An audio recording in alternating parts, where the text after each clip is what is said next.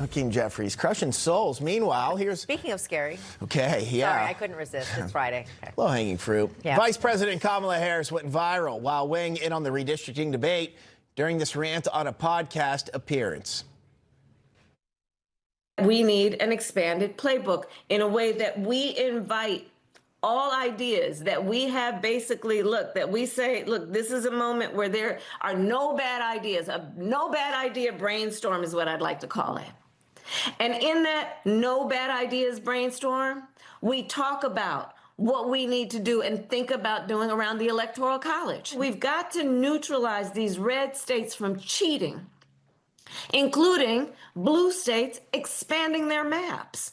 And all of this, I think, is look, we got to fight fire with fire. These folks are playing to win. We got to play to win, too. Okay.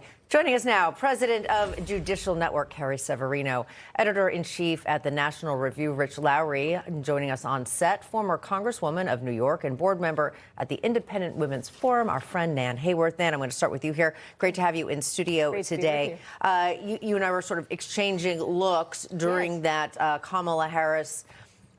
Is it a word salad? Is it just whatever it is? It just didn't seem to have that much strategy to it. Well, she herself describes it as no bad ideas, which is basically rather a scattershot approach. She has no ideas. Well, they well, she did point out that they were going to brainstorm and then talk about what they need to do. Right. Yes. What a strategy. Well, what she mentions, I would agree with you. You have to have brains to brainstorm. So there's that. But we'll leave that aside. But very seriously, what she casually mentions, the Electoral College to them is somehow an abhorrent idea. Our Constitution, our constitutional republic is based on empowering those who live in smaller jurisdictions and give them equal footing with the big populous jurisdictions. When they talk about multi-member districts, that's allowing big centers to vote for the small ones. It's actually not something that's unconstitutional. Amazing. It is unlawful at this time, but they could change the law. They want to abolish the filibuster in the Senate that has stood as, again, that's statutory, not constitutional. And if they do that, they can actually push through an awful lot of bad ideas. They certainly could, yeah, if they were to abolish that. Rich, want to bring you into the conversation here. As far as this redistricting goes, how do you think it's going to play out? How do you think it's going to work? So we only got a couple months left till the midterms here. Yeah, I think it'll give Republicans a bit of an advantage, but they probably need a big advantage to feel safe in what's going to be a tough midterm, which is always really a tough midterm for an incumbent president. But look, what Kamala Harris is playing with there, and we've heard it explicitly from others, including James Carville, is basically overturning our constitutional order. If you're packing the Supreme Court in whatever form you're doing it, you're ending the legitimacy of the Supreme Court. If you're ending the Electoral College, I don't know how they'd have the power to do that. Maybe they'll come up with some way to try to jerry-rig it. You're ending our constitutional systems as has existed since the beginning of the republic. And yes, we've added states over time, obviously, but the traditional practice, you add a Republican and Democratic state, so it's a wash. Instead, they want 2 free Democratic senators forevermore. So this is a dire threat, and I think this will be a version of Democratic conventional wisdom in 2028.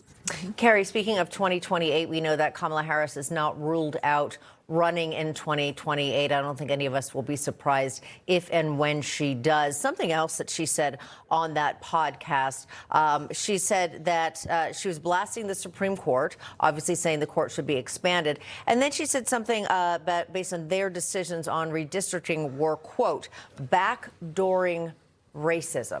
I know she tends to make things up, makes up words, makes up concepts. What do you think she means by that? Well, this is one of the lies that's frequently been told about the recent Louisiana case the Supreme Court decided. In reality, what they were saying is states cannot look at race when they're redistricting. What Democrats for years have done, and they got the court to go along with it for a long time, is you have to look at race in redistricting. You must create districts race consciously. The Supreme Court now has gone back to what the actual text of the Voting Rights Act said and what the text of the Constitution says, and said, no, we need to be fair and even-handed and color blind as we look at this.